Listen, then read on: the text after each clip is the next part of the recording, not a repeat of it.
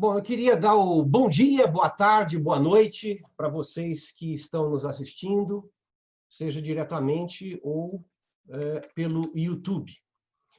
Eu sou o Emerson Tchotchorovski e quero dar as boas-vindas para vocês, internautas, que nos seguem nos Provocações de Líderes. Hoje nós estamos realizando o nosso 6º webinar, com uma convidada muito especial, sempre trazendo pessoas que possam provocar um pensamento fora da caixa. Como eu mencionei, todo esse material depois ele será disponibilizado no YouTube para vocês, inclusive, compartilharem e poder rever na medida do seu interesse, do seu tempo, da sua necessidade. Eu peço também para que vocês me ajudem no sentido de se inscrever no canal do YouTube para receber essas novos conteúdos, né? E então coloca lá o sininho para vocês saberem das coisas que vão acontecendo por aqui, né? Eu imagino, inclusive, pelo nosso tema, que a gente tem pessoas de várias cidades e, inclusive, de outros estados do Brasil. Então, vocês aí vão dando uma boa noite, dizendo de onde estão. Bom, primeiramente, eu queria falar muito rapidamente como é a questão, como é que é essa rede Blue Tree de hotéis e resorts, né? Então, hoje, a Blue Tree, ela conta com 16 hotéis, ou melhor, perdão, ela está presente em 16 cidades com vários hotéis, né? Aqui em São Paulo tem vários, né? E é sinônimo de acolhimento mais que personalizado. É uma marca, na verdade, reconhecida pela excelência, qualidade e elegância, operando tanto hotéis voltados para o mercado de viagens de negócio, quanto completos empreendimentos de lazer, nos resorts que administra. Todas as unidades possuem completa infraestrutura para a realização de eventos, convenções corporativas e programas de incentivo. A nossa convidada de hoje é a presidente e fundadora que emprestou para a rede seu sobrenome Aoki, que significa árvore azul quando traduzida do japonês. E, por isso, este nome Blue Tree. Desde o início das suas operações, a Blue Tree Hotéis teve como objetivo administrar hotéis localizados em regiões estratégicas do Brasil, e, motivado pelo crescimento natural e pela carência de hotéis com alto padrão de serviço, principalmente o serviço, a empresa entrou já no começo de sua atuação no segmento de business, luxo e resorts. Hoje, ela lidera uma equipe com mais de 800 funcionários, o que definitivamente é uma grande responsabilidade social, principalmente nesse momento pelo qual a gente está passando. Muito bem, antes de eu chamar a tia, eu vou falar sobre ela. Ela é administradora de empresas, né? Ela é nipo brasileira, veio para cá muito cedo e é fundadora da rede. Em 10 anos, a empresária transformou a rede em uma das maiores cadeias hoteleiras do país. Ela é formada em Direito pela Universidade de São Paulo, com curso de Administração pela Universidade Sofia, em Tóquio, e de Administração Hoteleira na Universidade de Cornell, nos Estados Unidos. Em 2013, ela foi classificada pela revista norte-americana Forbes como a segunda mulher de negócios mais poderosa do Brasil. Olha lá. E escolhida pelo jornal Valor Econômico dentre as melhores executivas brasileiras. Participa de diversas organizações de âmbito privado e governamental. Ela participa do grupo de líderes empresariais LEAD, Grupo Brasil-Japão da Federação das Indústrias do Estado de São Paulo, Academia Brasileira de Eventos, e em 2006 foi eleita presidente do LIDEM, que é um grupo de mulheres líderes empresariais, e passou a ocupar uma cadeira na Academia Brasileira de Marketing, entidade criada para integrar os melhores profissionais de marketing. A Chieko tem como hobby ficar em casa, lendo, assistindo filme e cantando no karaokê. E eu não poderia deixar de registrar que eu conheci a senhora Chieko em 2008, por ocasião do lançamento do meu livro Executiva, a Heroína Solitária, quando eu tive o prazer e o privilégio de ter o seu endorsement na minha obra, o que muito me orgulha. Então, agora, nesse momento, eu vou pedir para Chieko chegar aqui entre nós. E, enquanto ela entra, eu já vou dizendo como é que vai ser o programa, normalmente assim, mas só para registrar, que eu vou fazer perguntas para ela em 2 blocos de 20 minutos. Após o primeiro bloco, nós vamos ter 10 minutos para pergunta dos participantes. E façam perguntas pelo Q&A, por favor, durante as explanações da senhora Chieko. E assim, quando terminar o tempo, eu já vou estar com algumas perguntas prontas para ela. Depois do segundo bloco, nós vamos ter mais um espaço para pergunta dos internautas durante mais 5 minutos, e a gente parte em seguida para as considerações finais da nossa convidada, deixando aí um recadinho provocador para os líderes, né?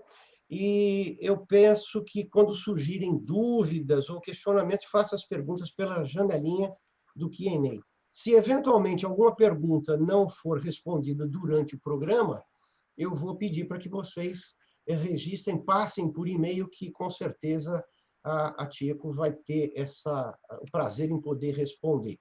Então, antes de mais nada, meu boa noite, Chieko. Muito obrigado por ter aceito o meu convite em participar. Eu estou muito feliz, porque, como eu dizia antes, apesar de a gente não se ver com frequência, eu sou um admirador seu, acompanho o seu trabalho de liderança e, inclusive, nas minhas palestras, nos meus trabalhos de planejamento, eu sempre coloco você como uma pessoa de garra. E antes de mais nada, eu sou um admirador da rede Bluetree no sentido da padronização que você conseguiu ter dentro da rede.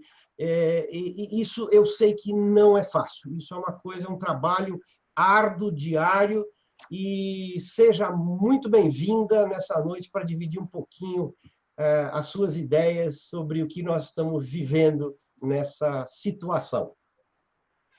Obrigada, boa noite, Emerson, obrigada pelo convite e obrigada por você, né? Fui privilegiada em endossar o seu livro, né, sobre as mulheres. Obrigada. E agora você está me contando que você está na OITS, que eu gosto muito do grupo, eu acho o pessoal fantástico, viu? E você está sendo assistida por eles, viu? Japonesa. Você está sendo assistida por eles. Tem vários aqui, o próprio Eike está aqui, né? O Marcos Calvas, tem um monte de gente aí que está te acompanhando, porque são admiradores do seu trabalho. Muito, né? E eles trabalham no que é muito importante, né? Uma gestão de qualidade, gestão com valores. Então, eu acho que toda empresa devia... Eu comecei nessa área, né? Pois é. Assim, trabalhando exatamente nesse lado forte da governança, da gestão de qualidade, que a OTS é, né, craque, né? É representante aqui no Brasil dessa área, que eu acho fundamental, principalmente aqui no Brasil, né? Eu acho que a gente precisa de mais disciplina em qualidade, não ter altos e baixos, a gente precisa planificar. E é por isso mesmo que eu assim, dou um mérito muito grande para você, porque você, como líder, você conseguiu construir uma rede que tem esse padrão de qualidade, não é? E isso é incrível, é muito importante. Não, mas não é nada incrível, Emerson. Você sabe o que a gente está na base? Você que, né, faz gestão, você que é consultor das empresas, o que eu faço são 2 coisas. Uma coisa é processos, procedimentos, que são importantes, né? How to, né? Como é que faz, que é a parte, eu considero a parte profissional. Como eu estou na área de serviços, é muito importante que, além de ser um profissional de alto nível, na qualificação, é importante ter valores humanos. Então, eu amarro muito com a questão do porquê eles estão trabalhando na Bluetree, com propósito, eles enxergam com clareza. E isso eu, pessoalmente, faço em todos os hotéis, falo com todos os funcionários, Porque você, com o processo de procedimento, você pode passar pela internet, faz, né? É um treinamento, mas a coisa da pessoa, coisa humana, é olho no olho, você tem que estar... A pessoa realmente tem que entender, você tem que sentir que a pessoa entendeu. Então, eu levei 2 anos, fiquei 2 anos, mas antes disso, já fazia de uma outra forma.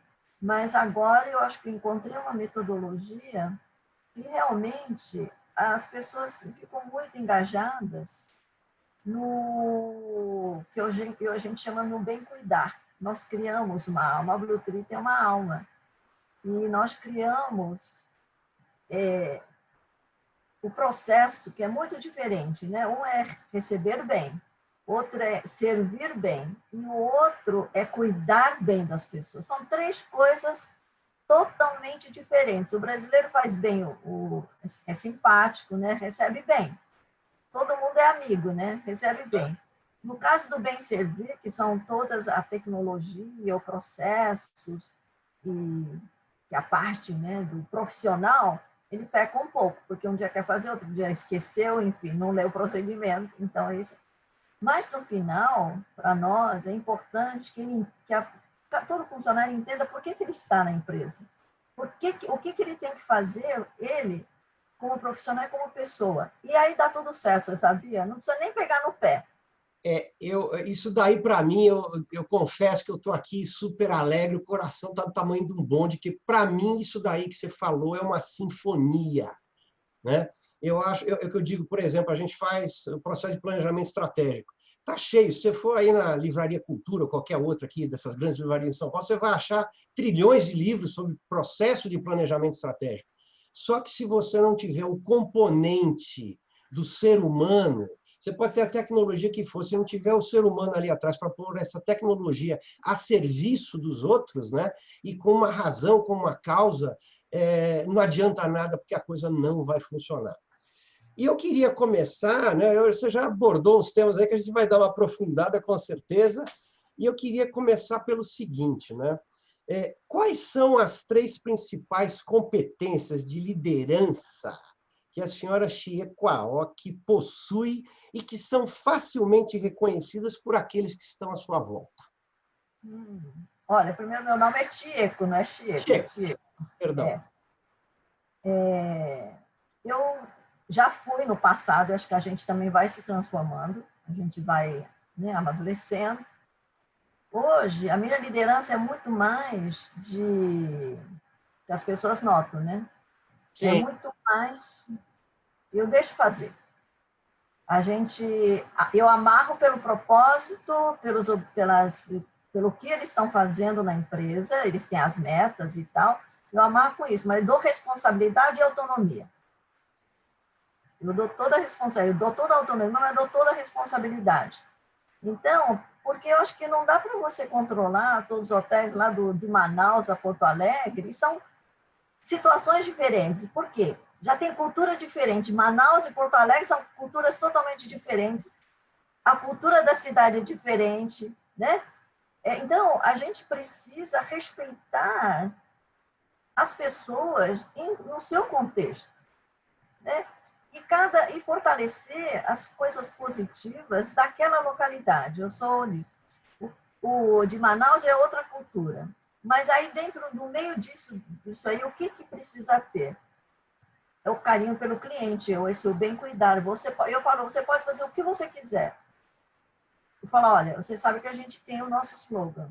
Não deixe que quando, né, todo hóspede tem que sair sentindo-se melhor do que quando chegou. É isso que você tem que fazer. O resto, não importa. Como você faz, você sabe que todo profissional tem que fazer isso, né? Então, a gente dá toda a metodologia. E é tão interessante para você entender, porque não adianta ficar cobrando se a pessoa não quer fazer. A pessoa tem que querer fazer, né? Então, essa é a minha característica, minha liderança é essa, eu dou autonomia, mas eu dou responsabilidade e autonomia, né? Mas eu monitoro os guest comments. Os clientes são meus auditores. Claro, e é muito interessante isso, porque muitas vezes a gente está em processo de coaching assim, com altos executivos, e aí o que, que acaba acontecendo? Fica sempre naquela briga, naquela dicotomia, eu descentralizo, mas não fazem. Mas, no entanto, quem descentraliza precisa fazer o follow-up, precisa ter os seus auditores, que no seu caso são os clientes que estão dando feedback, né? E, Todo. e essa palavra que você colocou aí, quer dizer, que acho que é uma competência fantástica isso, é dar autonomia para as pessoas, né? Logicamente tendo as suas métricas, cobrando o resultado, mas dar autonomia para o indivíduo agir, né? E não ser um autômato que simplesmente obedece ordens e não sabe o propósito daquilo que ele está fazendo, né? Eu Porque acho isso no muito setor de importante. serviços, Emerson, no setor de serviços, a gente não tem o produto pronto, a gente tem o produto mais ou menos pronto. Pois é. Então, o acabamento é quando a gente entrega o produto.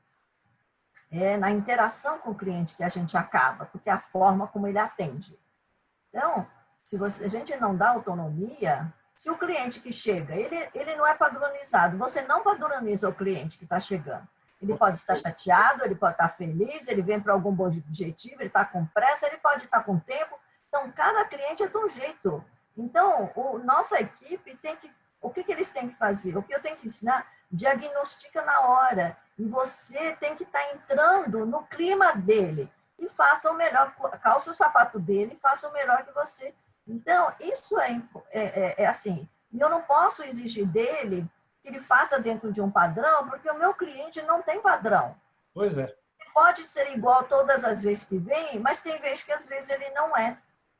Então, e como é que você vai ensinar isso? Você só tem que, assim, orientar, não é nem ensinar, eu acho que você tem que orientar a importância dos sentimentos para as pessoas. Agora, Então, eu tenho que passar para ele o sentimento que ele gostaria de passar, que o cliente, que ele tem que passar, e eu tenho que passar isso, eu tenho que passar isso para ele. Eu acho que meu estilo de liderança é isso. Eu tenho que falar, olha, você vê como é legal? Por exemplo, eu faço um vídeo, né, de treinamento. Eu acho que fiz uns 30 vídeos, assim, contando, né, em treinamento. Eu falo, olha, vamos falar de fazer a pessoa se sentir bem, né? Então, eu falo, dou um case e tal, e conto como é que eu faço e tal. Eu falo, olha, agora vocês quero que vocês pratiquem com os clientes, pratiquem com a sua família, pratiquem na vida pessoal, e aí depois vocês me mandam um vídeo, eles têm que mandar um vídeo. Que bacana. E aí, o que um deles, um senhor já fechado, de infraestrutura, que quase não fala com ninguém, e ele, no vídeo, ele fala que ele nunca tinha falado para a esposa, antes de dormir, eu te amo. Falou que depois que eu falei, é tão bom, é tão fácil você fazer o bem, a pessoa se sentir bem. Diz que ele falou, eu te amo, diz que a esposa chorou. E, nossa, foi... Não, é tão legal. Ele sentiu o quanto ele pode fazer bem às pessoas. É isso que eu quero na Blue Tree. Quero que as pessoas façam as pessoas se sentirem bem. Não é nem uma mágica. É como no circo, os circenses lá fazem com que a plateia fique, né, deslumbrado com as piruetas, com tudo que faz. E nós, é a mesma coisa. Então, nós temos que fazer que nossos clientes se sintam bem com a gente. Puxa, foi tão bom estar aqui. Outro exemplo, eu fui visitar um cliente no Japão, né? Estava lá, uma foto de um dos capitão porteiro nosso. E um capitão porteiro, e perguntando, mas por que você tem essa foto? Eu falei, quando eu estava no seu hotel, ele me recebia tão bem na entrada quando eu chegava, e sorria, e aquilo me passava estresse, do estresse que você estava falando. E aí, ele tirou a foto dele, levou para o Japão e deixou no escritório. Quando ele estava chateado, eu olhava para ele e ria. Olha só. Então, é isso, sabe? Não existe uma fórmula fechada Pronta, né? quando a gente está em serviço, porque o nosso cliente, ele nunca está do jeito que a gente quer, não é? Ele, né? Não é comprar um produto. Então, Agora, eu queria aproveitar o seguinte, sem sombra de dúvida, a questão cultural, ela molda uma série de questões na gente. E de que maneira que esse DNA japonês, né, influenciou na construção do seu jeito de liderança, olhando hoje? Porque você veio muito pequenininha para cá, né? Então, Mas eu então, morei muitos anos, né? pois No é. Japão, morei no Japão, morei fora. Então, para mim, a hotelaria, eu começou com minhas viagens. Eu viajava muito, viajei por todos os países, fui, né? Administrei os hotéis na Europa, nos Estados Unidos, né? Fui presidente da Vice Chairman da Westin, que era mais tradicional, tinha muitos Ah, hotéis. Do Cisapark, fiz vários hotéis na Ásia, enfim, vários lugares. E aí eu fui aprendendo as características de cada um dos países. Então, eu vi que os países tinham uma fórmula diferente, muito ligada à sua cultura.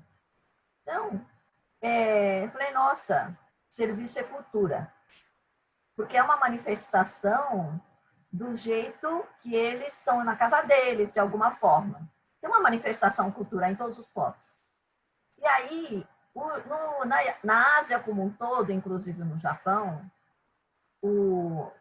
a parte da hospitalidade é muito ligada à espiritualidade. É uma cultura espiritualizada, que é a cultura dos samurais, do budismo, né? Tem muita influência disso, né? Então, e na Europa, tem a cultura daquela elegância impecável do, né, inglês, dos reis, dos mordomos que serviam os reis, rainhas, né? Então tem toda essa parte impecável da nobreza ainda presente na hospitalidade europeia, né? Que eu ponho sempre assim, é a hospitalidade do mordomo.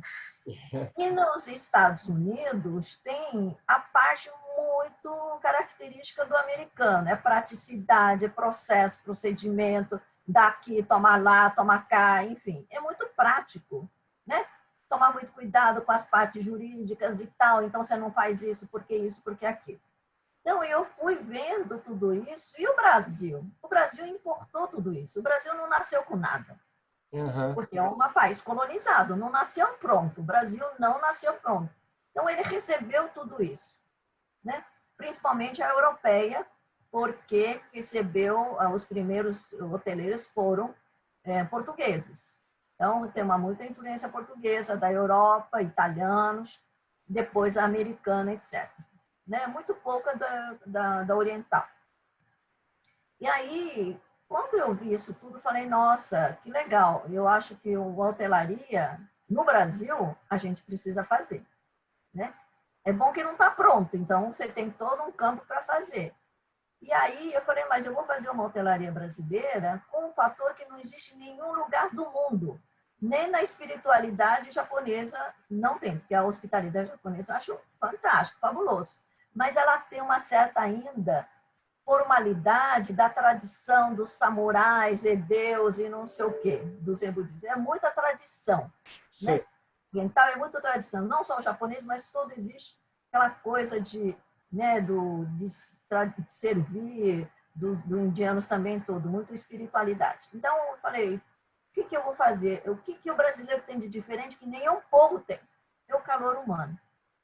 Uhum. Então, o calor humano brasileiro, se a gente tem o calor humano e a parte do servir bem feito, não existe coisa melhor que o que é o bem cuidar. O bem cuidar a parte do profissionalismo, né, como eu disse, e a espontaneidade e a emoção e o acolher que o brasileiro tem, que nenhum hotel do mundo te acolhe de uma forma tão natural como o brasileiro, né?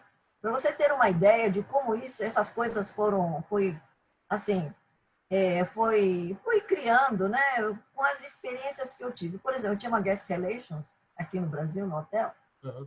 e naquela época ainda não tinha muitas mulheres viajando. Tinha mulher, era uma vice-presidente de um banco americano, mulher, hospedada. Então, foi até por causa dela que eu criei o papel de guest relations, porque era muito, assim, raro as mulheres, os homens ficavam olhando, as mulheres irem no bar, ir no restaurante comer sozinha, era muito constrangedor. Então, eu criei uma menina, guest relations, para fazer companhia, para conversar, colocar a hóspede muito à vontade. E aí eu falei, olha, você faça a companhia, tudo que ela precisar, você ajuda a resolver. Ah, tudo bem. E aí um dia ela me falou, e aí, tudo bem? Que a moça ficava um mês assim, né, no hotel. Falei, como é que tá a nossa hóspede, né? Ela falou, ah, então ela estava com um problema. Eu falei, é? Eu falei, então ela estava me contando. Mulher é igual em todo lugar, né? E ela não sabia se ia separar do marido, contando para Guest Relation a vida particular. Pois é, Olha só, isso é legal, né? Porque isso é o calor humano do claro. brasileiro de deixar abrir. Então, Acolhimento, ela me né? contou, e ela estava muito preocupada, não sabia o que fazer. Falei, é. Então, eu falei, então. Ela falou, então. E eu levei ela num cartomante. Falei, socorro! Eu falei, eu não sabia como resolver. Né? Como eu tinha falado que ela tinha que resolver os problemas dela, ela falou, eu não sabia como resolver. Levei numa cartomante, era até uma senhora muito legal, que eu sempre pedia para benzer, né? Então, levei ela lá, eu falei, ai meu Deus, o que você foi fazer? Ela falou, não se preocupe, porque ela gostou tanto que voltou lá de novo. Eu queria te Eu, colocar uma coisa aí que é o seguinte, eu já vi você falando em outras entrevistas, assim, muito en passant, a respeito do Ikigai, que para a cultura japonesa, os japoneses que estão nos assistindo sabem do que se trata. Mas para o brasileiro, hoje mesmo à tarde, eu estava falando com um amigo, que é um profissional de um prestígio grande, e eu falei sobre o Ikigai, ele falou, o quê? Né? E eu queria, ao contrário aqui, a gente não sabe, né? Eu queria que você discorresse assim, muito rapidamente a questão do Ikigai, assim, o quanto que esse aspecto do Ikigai é importante na sua visão para as pessoas no mundo de hoje, principalmente, porque não só as pessoas, do ponto de vista pessoal mesmo, mas do ponto de vista profissional, e você já deu a dica aí, eu vou deixar para você, né? O quanto que o Ikigai é fundamental, né? Dentro das empresas, dentro das corporações. eu acho que o Ikigai é importante em todos os aspectos, né? Inclusive, esse é eu tenho meu Ikigai, né? Fazer, então, esse turismo brasileiro, a hospitalidade brasileira. Então, eu tenho falado muito sobre isso. Mas o Ikigai na empresa, assim, o português traduz como propósito, mas é uma coisa muito maior, sabe? É uma coisa que você Transcende. adota, é como se fosse um filho que você adota, o propósito é um filho que você adota dentro da empresa, e esse filho você vai criando, você vai ter um objetivo, né? Você fala, não, eu quero que ele seja uma pessoa que faça, junte todas as pessoas nesse negócio, porque hoje a gente vê que o problema do Brasil é que tem tanto partido, não sei o que, cada partido pensa de um jeito, cada partido quer fazer do seu jeito. E se a gente tivesse as pessoas, pelo menos, unidas nos propósitos de fazer o bem, com que fazer que o Brasil possa crescer tantos por cento, nesse propósito, vamos acabar com a pobreza, vamos acabar com essa falta das pessoas não terem educação, de tudo. Então, vamos acabar. Isso tem que ficar no coletivo. Pode até diferenciar um pouquinho na forma, mas ter um objetivo muito clareza, todo mundo lutar por isso. Então, eu acho que na empresa, a mesma coisa. Mas isso depende muito da liderança. A liderança que tem que colocar nas pessoas a clareza do seu propósito. Olha, por exemplo, na Brutri, como eu disse, né? Eu não falo para as pessoas, olha, vocês aumentam a taxa de ocupação, eu não falo essas coisas. Eu falo assim, quero que todas as pessoas que passem pelos nossos hotéis saiam sentindo-se melhores do que quando entraram. Esse é o nosso objetivo. Isso é o que a gente tem que fazer. E isso, como retorno, a gente tem mais clientes, tá certo? E eles ficam tão felizes contando o que aconteceu. Então, eu acho que depende muito da liderança. Não, claro que você tem que ter isso traduzido em números, traduzido em fatos palpáveis para você medir, né? Mas eu acho que o propósito é assim, é uma coisa muito mais que está ligado à sua, assim, eu vou colocar a palavra que não é muito certa, mas é uma ambição pessoal de você saber que você deixou um legado, que você está fazendo alguma coisa que se você sair, você deixou alguma coisa pronta, não só dinheiro. Ah, eu deixei o dono mais rico. Não, isso não vai te fazer mais feliz. Mas você deixou alguma coisa que você contribuiu para a empresa crescer, para a empresa dar mais, contratar mais gente. Isso vai ficar para sempre na sua vida, no seu trabalho. Às vezes, nos processos de coaching, né, uma provocação que eu faço para os clientes é o seguinte, você quer, quando um dia que você sair da empresa, né, que pode sair por N razões, você quer ser lembrado pelo quê? Né? É isso Qual aí. é exatamente o legado? Naquele legado que você está deixando, que é que você, a tua passagem mudou para melhor, né? A empresa na qual você trabalhou, né? Emerson, sabe que eu recentemente ouvi uma entrevista de um japonês astronauta e perguntando para ele como é que você sente lá, né? Você come coisa gostosa, como é que é? Ele falou, olha, a coisa que a gente mais sente falta é ter outra pessoa. Pois é. A gente precisa de viver com pessoas. A segunda coisa, você não tem ikigai lá. Você precisa ter ikigai, algum propósito, alguma coisa que você está todo dia sonhando. Sabe, lá dentro, tudo bem, mas ele está fazendo as coisas técnicas, de chegar lá e voltar, né? Mas alguma coisa além como ser humano, ele falou, nossa, como é importante a gente lá em cima sozinho eu senti como as pessoas são, a companhia, as pessoas são importantes. E como o Ikigai na vida é tão importante. E isso me marcou muito. É um astronauta, quando está sozinho, as duas coisas que ele mais pensou, ter alguém e ter Ikigai. Olha Fantástico, como é importante. fantástico, fantástico. Para mim, é uma sinfonia de Mozart, como eu disse, né? E eu queria colocar para você o seguinte: quais foram, Tico, os primeiros desafios com a chegada da pandemia na condução do teu negócio, né, da rede Bluetree, e principalmente do seu time de funcionários? Quer dizer, a pandemia de repente chegou, e como é que foi isso? Né? Então, olha, nós, como a gente passa por muitas crises, um atrás do outro, nós temos uma gestão de riscos muito forte na empresa. Gestão de risco, muito. E aí, quando nós vimos lá na China que a coisa ia chegar no mundo todo, ia chegar no Brasil também, quando as pessoas ainda estão falando, será? Falou, olha, vai chegar. E Uhum. nós somos muito conservadores, né? Então, não é pessimista, mas é bem conservador nas nossas previsões. Então, falou, olha, vamos já começar a trabalhar.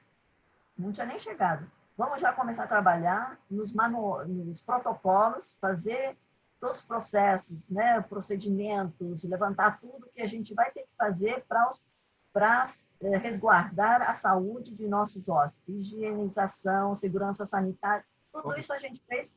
E a segunda coisa, para a gente sobreviver, o que nós vamos sobreviver, para a gente tem que fazer para sobreviver até o final do ano? Cada um dos hotéis, eles fizeram para cada um dos hotéis, porque tem situações diferentes, ou que tem ocupação melhor, ou que tem menos, ou que tinha mais caixa, que não tem caixa. Nós temos que garantir a sobrevivência do hóspede e sobrevivência nossa. Então, a primeira coisa que a gente fez, então, por cada um dos hotéis, a nossa equipe estudou profundamente para segurar o caixa. Então, a gente fez uma estratégia aí muito legal. Tem um hotel que sobrevive até o ano que vem, né? Tem outros que sobrevivem até outubro, tem os que até, acho que agosto. Então a primeira coisa, a segurança, né, dos hotéis, tanto de saúde como também de caixa. Então, duas coisas que nós fizemos rapidamente. E quando nós fizemos essa parte dos protocolos sanitários, nós disponibilizamos no nosso site para que todos, e divulgamos, olha, nós já temos pronto para todos os hotéis menores, individuais que quiserem, por favor, utilizem. Vocês não precisam começar do zero, já está quase pronto. E a gente está sempre atualizando, melhorando e está lá no nosso site. Eu estou disponível, porque eu acho que são essas coisas que a nossa equipe tem que sentir feliz em poder ajudar ao outro, porque não é poder ajudar somente cliente, é todo um processo de cultura. Olha, tudo que a gente faz que é bom, a gente sempre divide, né? Então, principalmente a coisa da pandemia. Então, nós fizemos isso. E olha, para você ver, até o treinamento para segurança sanitária foi bom, porque eles têm tanta essa visão de cultura de que eu tenho que ajudar meus clientes, que eles se esforçaram tanto, tudo eles querem melhorar, né? Como é que atende, tudo. Então, e foi interessante que ontem a gente recebeu uma mensagem, né, do WhatsApp que o diretor mandou, porque isso rodou, né? Todo mundo, eles são muito juntos, sabe? Não, a gente não gosta de hierarquia, é todo mundo junto. Então, o mensageiro disse, mensageiro não, um recepcionista, aqui do hotel que a gente acabou de abrir, Maria Lima. Diz que um hóspede chegou e fez o check-in, ele não sabia nada, fez o check-in, ele chegou no quarto, e a gente teve que ter um monte de procedimento mostrando, olha, aqui esse lugar que você mexe mais, a gente limpou mais. Esse lugar aqui é assim, tudo a gente tem um papelzinho que a gente coloca, sabe? Aqui, mais hospitalidade, mais limpeza, para a gente não ter que ficar explicando. E, aliás, a gente tem o web check-in, né? De reconhecimento facial. Muito legal. Você não precisa nem falar com a gente tem o QR Code, você acessa, como service, tudo que você precisa, tudo pelo seu celular nos nossos hotéis. Então, mas o interessante é que esse hóspede foi para o quarto, viu tudo aquilo, olhou e voltou para a recepção. Falou, olha, eu queria te falar, eu sou médico, infectologista, vocês estão de parabéns, porque vocês pensaram em tudo que precisa ser feito. Não, mas o mais bacana não é isso. O nosso recepcionista ficou tão orgulhoso e tão feliz, que ele começou a disparar para toda a equipe, entendeu? Emocionado, ele muito emocionado. E ele não ficou para isso. Ele falou assim, olha, a gente tem isso, assim, olha que bacana. E o hóspede falou, semana que vem eu estou de volta, hein? Porque vocês realmente garantem a saúde da gente. Olha. E aí eu vi a mensagem e falei assim, sabe por que a gente consegue fazer isso? A gente é tão feliz com esse resultado, porque o nosso gerente geral é muito bom. Então, é uma troca, sabe? Eles da liderança, não existe. Ele realmente, você vê que eles estão tão entrosados, né? Então, o gerente geral, né, que é o líder da unidade, ele participa de tudo, né? Ele participa de tudo. Então, eu acho que essas coisas fazem com que realmente cada funcionário trabalhe humanamente, sabendo o conhecimento todo técnico, mas também com humanidade. Eu acho que isso é tão importante, principalmente agora. E durante a quarentena, vocês tiveram hotéis que chegaram a ficar fechados? Três hotéis ficaram abertos. Perdão? Porque, para receber 3 ficaram abertos, porque tinha a questão do pessoal de saúde, né, de seguros, etc., para receber. E como é que foi a experiência agora da Tieco, enquanto líder, né, de conduzir o time, né, à distância, com essa falta de perspectiva, às vezes? Como é que rolou isso para vocês? Não, mas eu acho que a gente fica mais íntimo da equipe. A gente fica muito próximo, porque a gente fala via, né, assim, é uma coisa muito informal.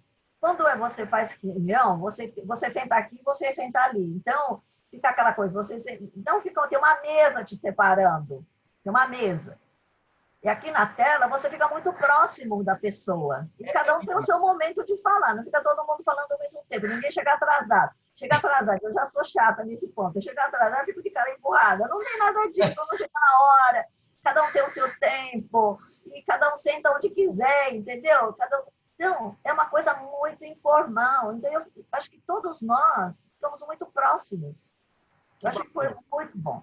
Que bacana. Eu queria lembrar aos nossos internautas que, se quiserem fazer perguntas para Tieco, vamos ter um intervalozinho para a pergunta de vocês daqui a pouco, né?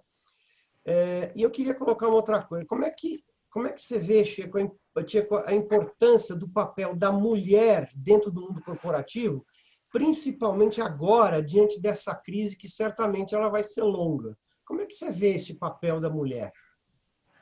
Você vê alguma diferença? Sim, eu acho que tem sim. Bom, eu acho que a mulher, ela tem esse lado muito do cuidar, né? Ainda mais nesse período. Eu acho que vejo que muitas pessoas estão, assim, muito inseguras, né? Eu acho que o clima que existe hoje de como é que será o futuro, né? E todo mundo me pergunta como será o futuro. Eu falei, nossa, que legal. Eu já encomendei minha bola de cristal, mas só cheguei 30. Tem uma fila muito grande pela internet. Então, eu falei, eu não posso. Então, e a mulher é muito prática. Vai fuçando. Então, eu não fico perguntando como será o futuro. Eu falei, não, eu não sei. Mas a gente vai fazendo. Vamos que a coisa vai acontecendo, né? Eu eu acho que tem muito essa coisa de cuidar da equipe que está muito insegura. A mulher é mais assim, mulher também adora bater um papo, conversa, né?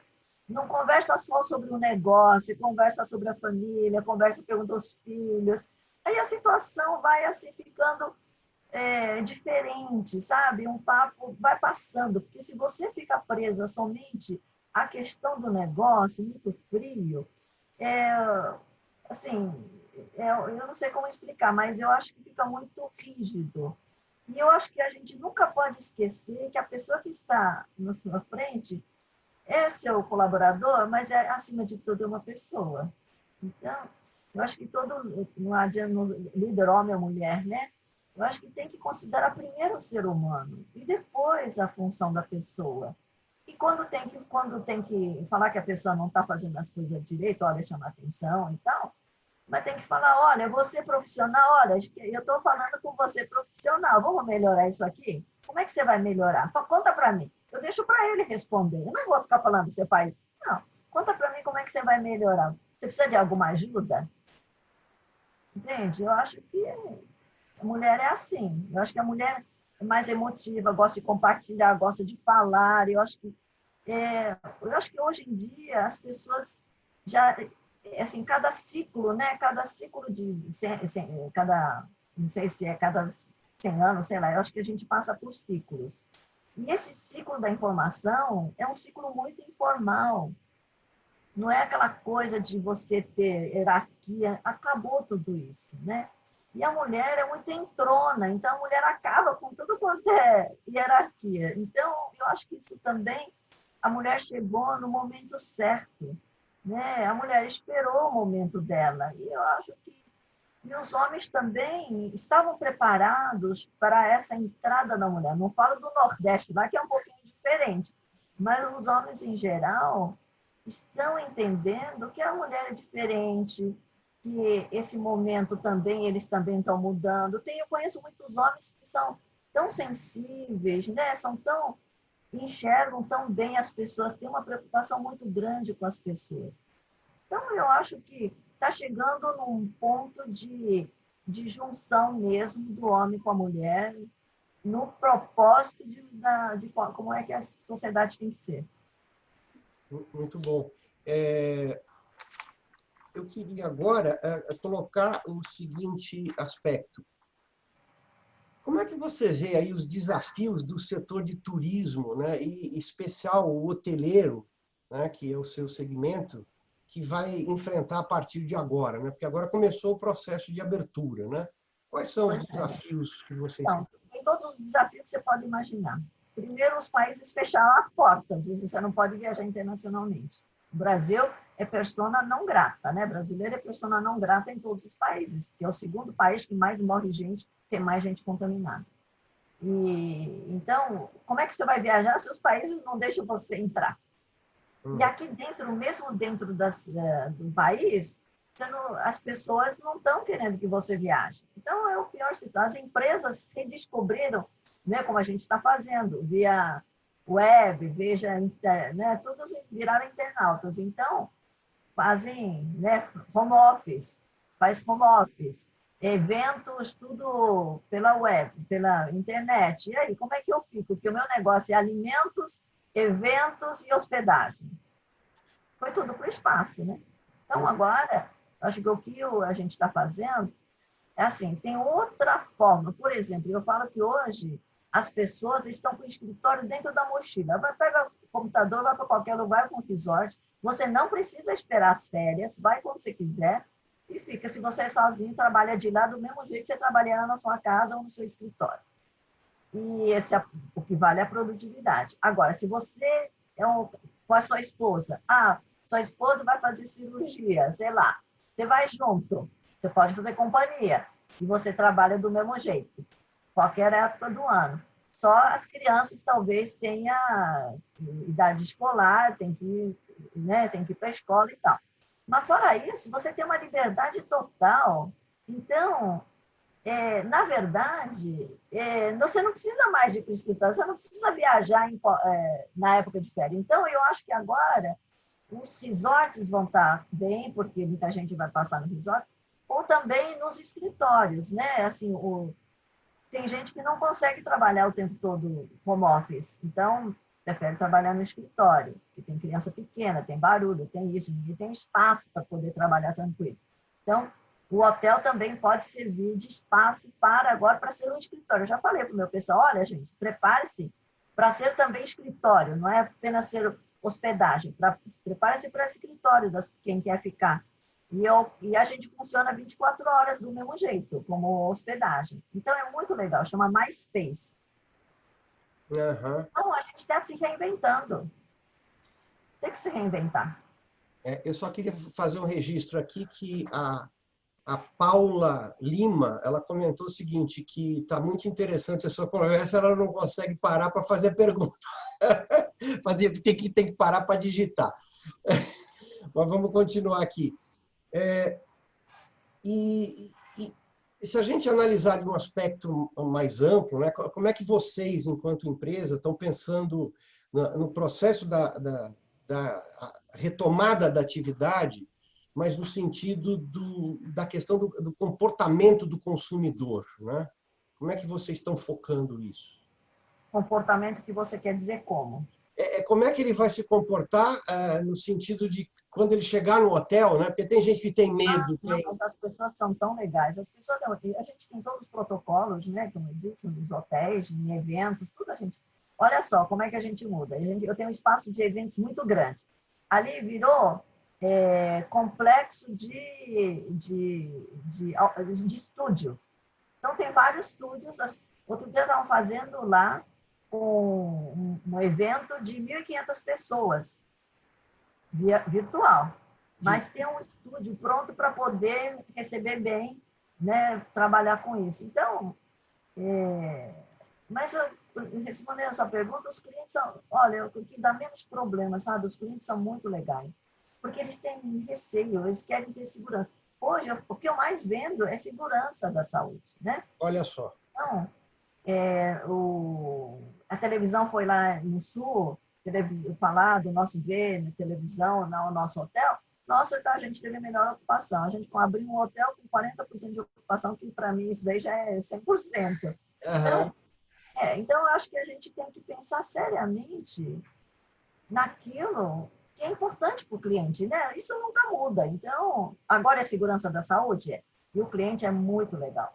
Ele quer saber e tal, ele obedece. Nossa, eu não tenho problema nenhum com o cliente, nenhum. É muito interessante ouvir você dizer, inclusive quando você falar, o cliente é muito legal, né? Porque eu já passei por N experiências que, como cliente, que acho que o cara falava assim, mas o cliente não é legal, que chatice está atendendo o cliente, né? O cara de mau humor que te atende de qualquer jeito, né? E é exatamente esse o foco, né? Como você muda na medida que você coloca, inclusive, essa questão do cuidar do cliente, né? Cuidar do próximo. Agora, a gente está passando em um momento que, inclusive, várias psicólogos, pessoas que lidam com parte de comportamento, né? Falam tanto, né? Quando você começa a cuidar do outro, né? O seu problema diminui, né? E veja só, no final, o que vocês fazem, né? Ter essa preocupação de cuidar do outro, né? Eu queria Mas colocar uma... me ajuda muito, mas não desculpe te cortar, Sim. é Aqui é um minhas raízes bate-papo, viu? A gente orientais. não tem muita formalidade aqui, não. Pode cortar quando você quiser.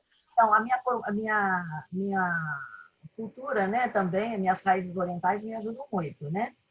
Porque, por exemplo, o japonês pensa muito assim, no cuidado com o outro, de não prejudicar o outro, né? Então, se preocupa muito mais com o outro do que consigo, né?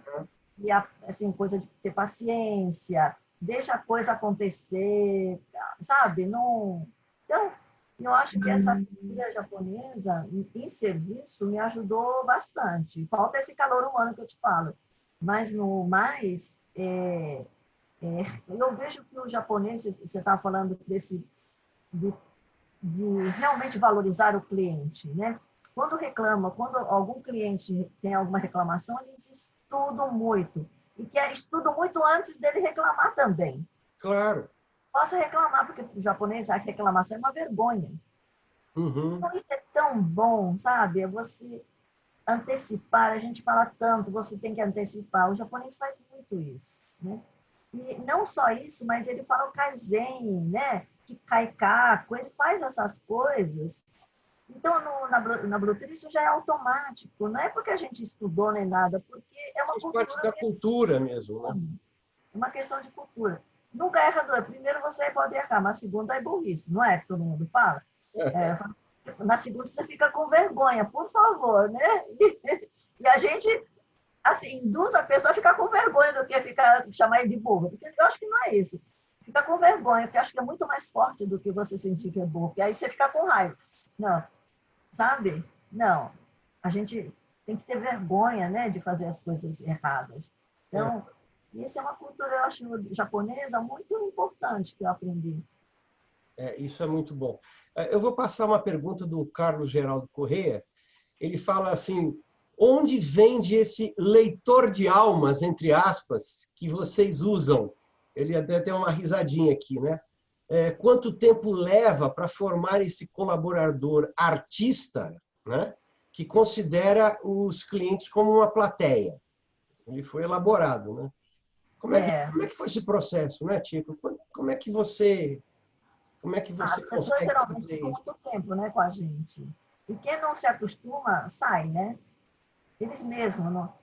E eu acho tão legal, porque para eles não sei, é uma forma de viver, né?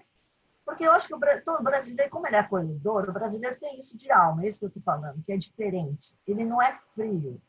O brasileiro quer fazer o bem, quer ver as pessoas. Olha, vou te contar uma coisa, esse resultado, né, disso que a gente faz, porque para mim é importante, dentro da empresa, eu posso até cobrar, mas não cobro, mas estou te falando, por dia. Mas para mim é mais importante a pessoa ser assim, porque isso vai multiplicando. O importante é você multiplicar. Tem uma moça que estava contando, uma camareira, contando que ela estava no ônibus e um rapaz tinha esquecido a carteira e qualquer coisa, e ela pagou para ele. Não, imagina, esquece, não sei o quê. Né? Ah, não. Isso foi em outro caso. Ela achou uma carteira no ônibus. E olhou e falou, e entregou, procurou e entregou a carteira para o rapaz. E o rapaz ficou tão assim, agradecido e quis devolver, quis dar alguma coisa para ela. Falou, imagina, quero fazer mais que quando você encontrar, você faça o mesmo, né? Porque ficar feliz, eu estou vendo que você ficou feliz, eu estou feliz que você está feliz. E ficou nisso. Aí passou uns dias, a mãe desse rapaz chegou na casa dela, ela contando, que a mãe chegou e viu que ela estava fazendo umas obrinhas pequenas na casa dela, falou, olha, eu queria tanto te agradecer, queria te retribuir. Ela falou, não, não se preocupe, eu já falei para o seu filho. Daí, uns dias, ela recebeu cimento, tijolo, essas coisas na casa dela. Então, essas coisas, e ela conta, e conta para os colegas, e aquilo vai virando uma cultura. Eu falei, nossa, fazer o bem é tão bom. Ela falou, nossa, o rapaz me fez tão feliz por pouco que eu fiz. Então, isso vai, sabe? E as pessoas vão, assim, a vida ensina muito melhor do que uma empresa pode ensinar. O que a gente faz é lançar a faísca, né? Falar, olha, esse caminho talvez tenha melhor para a gente, essa tenha mais luz. E eles vão, eles veem que é assim. Eu tenho um funcionário que fala assim, o que eu falou, nossa, até uma amiga me ligou, que é a minha amiga que era hóspede. Falou, nossa, você atende tão bem, né? Que legal. Falei, e perguntando, falou assim, disse que ele falou, olha, não faço nada de anormal. O que eu faço aqui, eu faço em qualquer lugar, eu passo para minha família, eu quero que também as pessoas façam, porque é tão bom a gente ser legal, né? Ser uma pessoa que ajuda os outros. Então, e aí eu acho que vai virando uma cultura. Na bruteria eu não preciso dar, eu só olho assim, falei, tem fila, daí todo mundo já sabe que não pode deixar fila, por exemplo, né? Porque já a cultura é tão bom, mas principalmente porque as pessoas estão levando isso como forma de viver, né? E vai multiplicando com a família, com os amigos. Só Eu, tem sentido se a gente consegue isso. eu, Dentro da empresa é um negócio, no pequeno. Eu, às vezes, eu faço uma colocação para algumas pessoas que eu acho, eu já tenho tido resultados assim bem interessantes, né? Se a pessoa encarar o trabalho como um instrumento de autodesenvolvimento, independentemente da questão profissional, mas como gente também, eu acho que muda muito a perspectiva, né? Até aquela coisa assim, por que meu chefe é tão chato, né? Mas por que o universo colocou um chefe chato para você, né? O que quer dizer isso e como é que eu posso lidar melhor com isso, né? Eu tive já exemplos assim de um cliente que ele estava querendo chutar o pau da barraca, né? E aí ele começou um processo de coach, ele foi mudando, mudando, mudando. Ele acabou e ele tinha assim, ele tinha verdadeira ojeriza com a chefia, né? E estava assim a ponto de sair da empresa. Ele acabou depois do processo, ele mudou a opinião, ele acabou virando compadre, né? Porque o chefe chamou para ser o padrinho da filha dele. Então, é uma questão de mudar essas perspectivas do ambiente de trabalho, né? A gente passa tanto tempo, né, trabalhando e se a gente encara simplesmente como um fardo, né? Mas não, olha, dá uma olhadinha como é que você pode mudar um pouco. Né? Eu acho que o ponto de partida é que a gente pensa na gente. A gente não pensa no próximo. No próximo. Né? Então, quando você pensa em você, você sempre é vítima, você vira vítima, você sempre não consegue as coisas, as pessoas não fazem como você quer. Então, a gente sempre tem que treinar a cabeça a pensar coletivamente, pensar no outro. Por que será que é pensa assim? Será que o problema não é comigo? O que eu posso fazer? Se não é comigo, o que eu posso fazer para a pessoa ficar melhor? Então, eu acho que isso é uma coisa muito importante, da gente mudar a lente, entendeu? A gente mudar. Porque você não vai conseguir mudar o outro, você tem que mudar e fazer com que o outro mude com você. Então, tem um lema, assim, eu tenho um filósofo, um psicólogo americano que trabalha com administração, então ele disse uma coisa muito importante, 30 anos atrás, que eu li, que a necessidade humana mais básica, é a necessidade que todo mundo tem de sentir-se importante, ser apreciado, que as pessoas deem valor a isso. Isso eu vi, isso há muitos anos atrás, isso para mim é um ponto de partida. O que eu tenho que fazer com que a pessoa, eu tenho que apreciar a pessoa, tenho que sentir, fazer a pessoa se sentir bem. É, no mínimo, minha obrigação. Com meus pais, né? Isso para mim é uma responsabilidade, para mim é uma responsabilidade. Eu tenho que fazer com meus pais, com meus irmãos, com todo mundo. Porque se eu também quero, se eu sei que eles querem assim, eu também quero, então tem que partir de algum lugar. E você fazendo, e todo mundo faz. Sabe? Com certeza. É um exemplo. Então, né? acho que a gente é muito egoísta também. Né? Com certeza. E me diga uma coisa, esse segmento, né, como é que você vê essa área de eventos, né? Porque vocês têm uma área de eventos bem específica, né? Que vocês trabalham, né? E como é que vocês estão projetando, o que vocês estão pensando em fazer exatamente quando apareceu uma nova figura que é exatamente as reuniões. Só vai mudar quando tiver vacina. Só vai mudar quando tiver vacina, né? Eu já falei com muitas empresas, grandes empresas, que são nossos clientes, que fazem grande. A gente faz evento de 10 mil pessoas, 5 mil pessoas, então todos disseram, evento grande, vai começar com eventos pequenos, 15 pessoas, 20 pessoas, né? 50 pessoas, isso vai começar. Mas, assim, começar mesmo de verdade só quando tem vacina. Ninguém quer arriscar a vida dos funcionários. O melhor que a gente passa. E você acha que volta a ter aquilo que a gente tinha no passado, eventos dessa grandiosidade? Você acha que isso, com a vacina, é possível que retorne? Eu não sei, eu acho que não vai ter, assim, talvez, eu acho que a gente aprendeu a não fazer o supérfluo, porque todo mundo está mais pobre. O mundo inteiro está mais pobre. Todo mundo está mais consciente do que é importante na vida da gente. Aliás, um avanço muito grande, muito importante. Até eu Eu falei, nossa, quando eu comprava as coisas porque achava que queria comprar. Não compro mais, só realmente se tem necessidade. Ia na feira, comprava aquele montão de coisa, depois estragava e colocava a culpa nas pessoas que não comiam. Não. Por que eu compro menos e vou no supermercado e compro? Então, você vai vendo que tem várias formas, coisas que você fazia por, assim, por usos e costumes, ou porque era preguiça, né?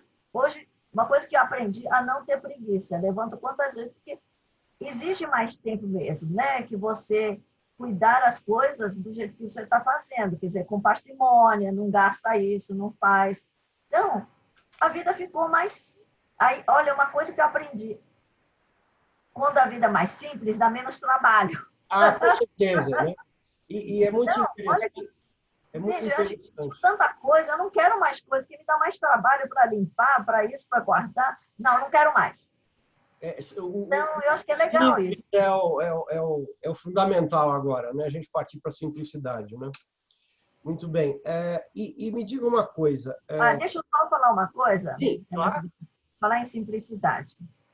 Vi uma entrevista numa TV japonesa sobre o Zen budismo. Tem um monge que levou o Zen budismo para os Estados Unidos, na época, logo depois da Guerra do Vietnã e tal, e ele e os americanos adoraram, porque o timing era muito bom, o timing era certo. E o Steve Jobs também praticava o Zen budismo. E ele diz que quando as ideias do celular dele, do iPhone, saíram muito do Zen budismo, que era simplicidade, praticidade e eficiência. É isso que importa. Tira as coisas supérfluas de sua vida. Concentra naquilo que é sua essência. E aí diz que o iPhone ele se baseou no Zen budismo. E foi um sucesso, né? Eu tenho, assim, o Steve Jobs, eu não gosto de falar essas coisas, eu tenho um guru, mas ele até fala, não, eu presto muita atenção na história, li tudo a respeito dele, os filmes e tudo mais, e eu sou um cara que eu tive a primeira oportunidade que eu tive de comprar um iPhone, e eu não consigo mudar do iPhone de jeito nenhum. Porque eu vim, por exemplo, né, quando eu mudei do iPhone, eu vim daquele sistema completamente diferente. A gente usava, inclusive, um Palm Top, né? Você lembra que tinha aquele Palm Top e tudo mais? Ele até saiu do mercado, porque essa questão de usabilidade, né, que pouco se coloca na indústria ainda mundial, né, é um termo que precisa ser tratado, a usabilidade. Eu me lembro que, no passado, a gente, quando viajava para os Estados Unidos pela American Airlines, que tinha aquela bruta revista, tinha um anúncio que sempre eu olhava, né? Era um grupo americano que fazia tradução de manuais, de qualquer tipo de manual, de qualquer aparelho, né? Agora, imagina só, quer dizer, não está pensando no outro, né? Ele está pensando no umbigo dele, faz um manual que ele entende para ele. E eu acho que o Steve Jobs, exatamente nesses pilares que você cogitou, que ele seguiu, ele quebrou esses paradigmas e fez alguma coisa que realmente ele interage. Eu me lembro que eu tinha que chamar para configurar um e-mail, eu tinha que chamar um técnico de informática para configurar o e-mail no Palm Top. E muitas vezes eles sofriam, né? E com o iPhone acabou isso daí, né? É muito fácil. Então, essa questão da simplicidade, né, é uma coisa fora de série. É muito bom isso daí. Quanto mais simples, melhor. Bom, quais as principais mudanças, vamos dizer, de protocolos que vocês têm na questão da segurança que vocês colocaram no Bluetree para exatamente a questão do Covid-19, né? Considerando, inclusive, essa questão que você até cogitou, né? Tem diferenças regionais, né? Como é que Não, lidam a com diferença isso? regional no protocolo, não. No protocolo não tem. O que eu quero dizer é como é que você vê as pessoas que têm cabeças diferentes usando um protocolo único, né? Então, Se a a gente... gente está cercando, né? Paulista não precisa cercar, Paulista é muito. Mas tem lugar que você precisa de, por favor, né? Sei. Sabe? E a gente tem que acompanhar. Mas a gente faz de uma forma que é tão hospitaleiro que eles vê, por exemplo, pô, né? A gente tem um saquinho para colocar a mala dele, tem tudo assim. Então, as pessoas, são coisas assim, não é nenhuma obrigação. Ele vê que a gente está dando algo a mais a ele. Eu não estou cobrando algo dele, estou dando algo a mais a ele. E os clientes estão gostando demais, demais.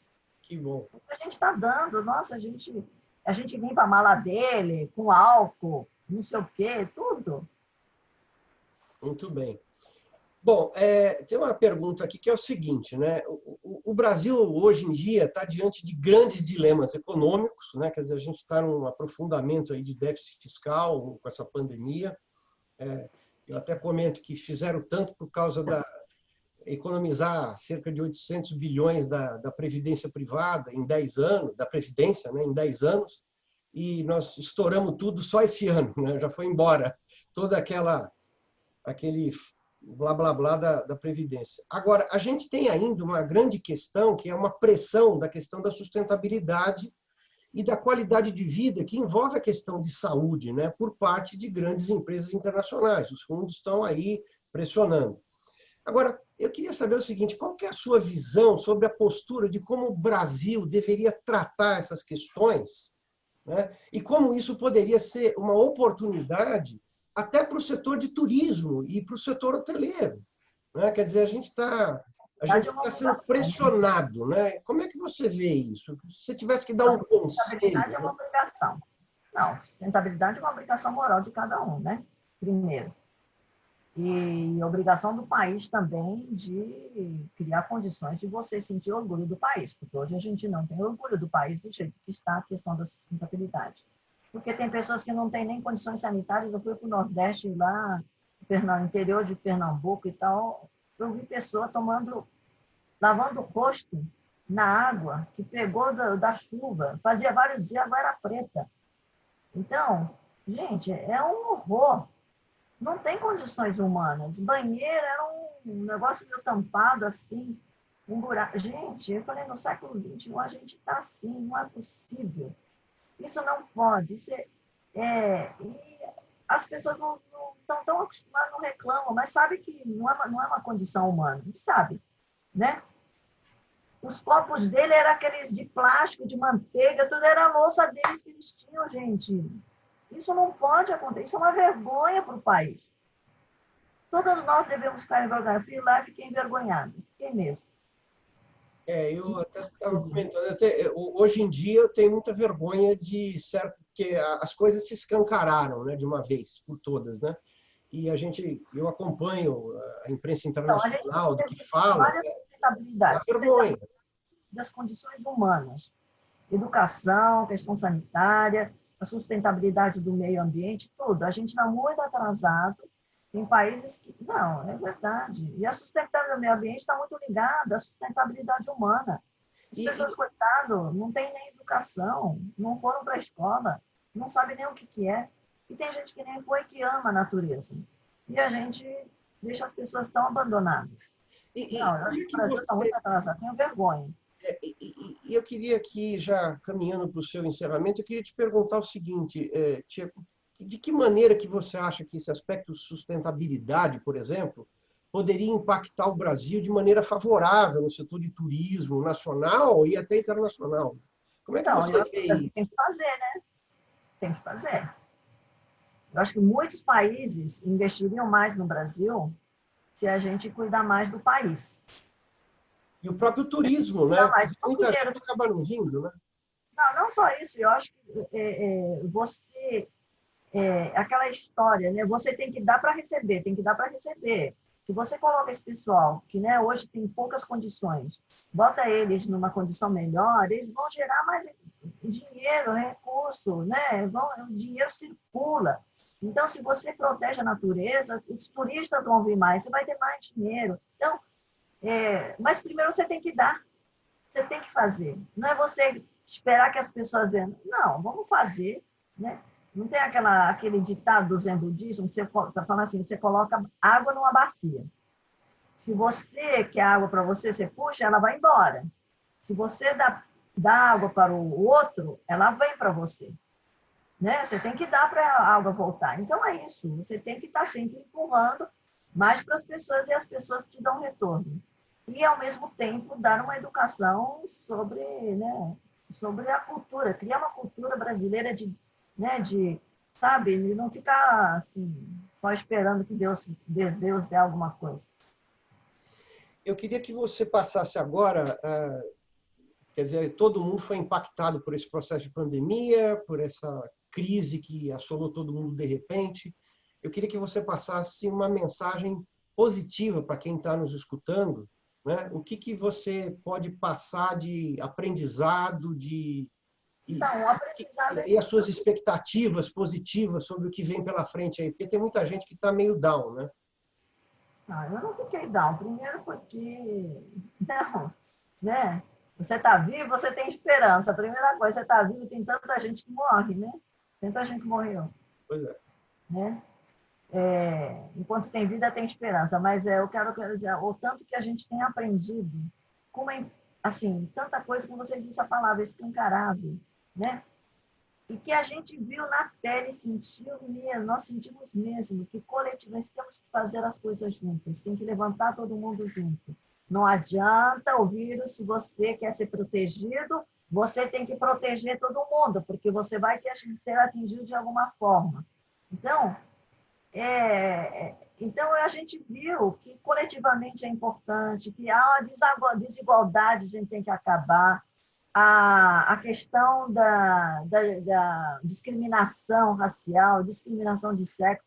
A gente já tem problemas maiores, para que a gente vai brigar com outra pessoa se a gente tem que brigar por outras coisas tão mais importantes? Né? Brigar pela educação é muito mais importante do que brigar por questão de sexo. Isso é muito mais, tem mais muito peso. Você brigar para erradicar a pobreza é muito mais importante do que você ficar fazendo discriminação racial. Tem coisas tão mais importantes, são pesos, e a gente acaba falando, é importante. Então, por que não põe todo mundo junto para a gente lutar junto? A gente já tem tantos problemas, a gente fica se dividindo.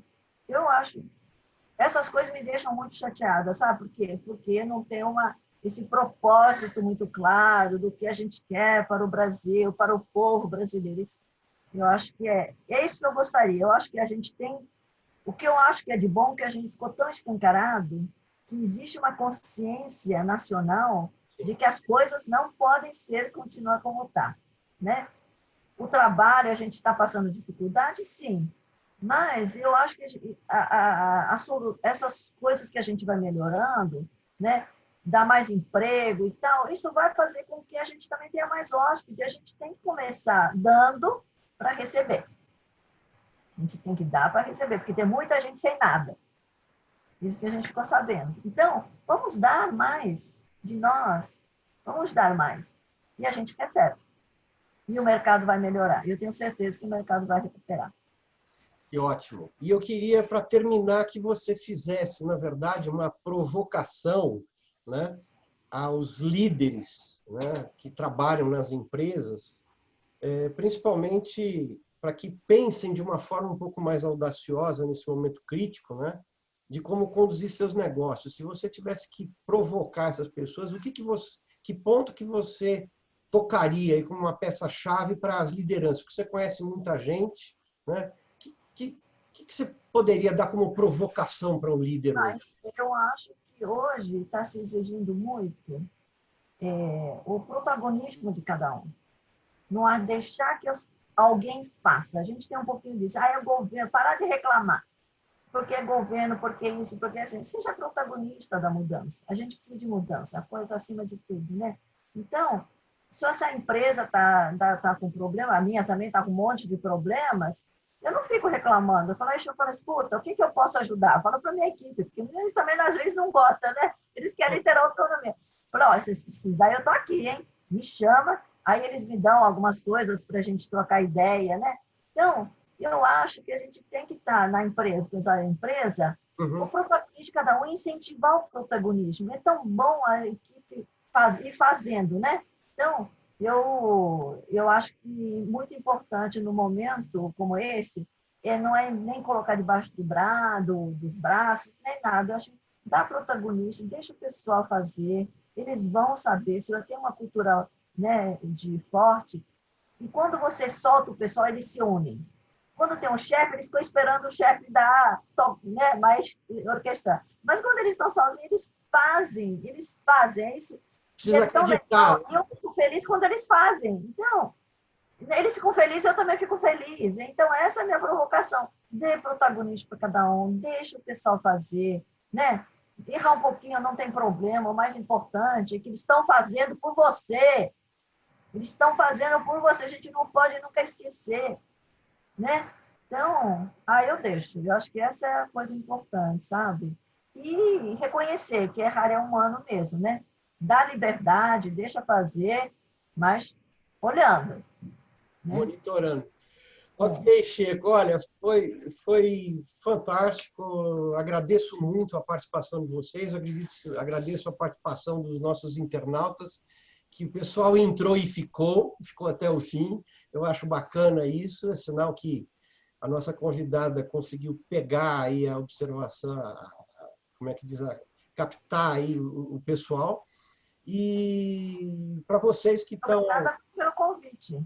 Obrigada pela participação de todos, né? Eu gostaria que a gente tivesse falado menos e que eles participassem mais, porque para mim é muito importante aprender a ouvir, sabe? Tem, Então, às vezes, eu acho que nós dois devemos ter falado menos, até dar oportunidade para o pessoal falar. pois é, mas foi Mas o que a agora, Paula eu comentou, estou na falou, janta, agora eu sou a empregada minha mesmo, é, né? A minha mãe está comigo, eu tenho que fazer o jantar, tenho que fazer limpeza, tenho que lavar a louça, tenho que fazer um monte de coisa. Então, pois é, eu fiz isso. Agora minha mãe, daqui a pouco, ela vai falar, estou com fome. tá certo. Muito obrigado mesmo e obrigado a vocês, internautas. A gente vai estar aí disponibilizando isso no YouTube e depois também eu faço o que a gente chama de drops. É uma pergunta e uma resposta, né? E aí vocês podem ir devagarinho degustando esse bate-papo aí que foi tão gostoso. Muito obrigado a Tieco, muito Obrigada, eu vou obrigado a sair, todos então. vocês, viu? Obrigada a todos, obrigada, Emerson, obrigada a Muito todos. Boa obrigado. noite. Tá, boa noite. Bom jantar a todos. Obrigado, vamos jantar para vocês. E é isso daí, gente. Muito obrigado pela participação de todos vocês e até o próximo webinar. Um grande abraço. Boa noite.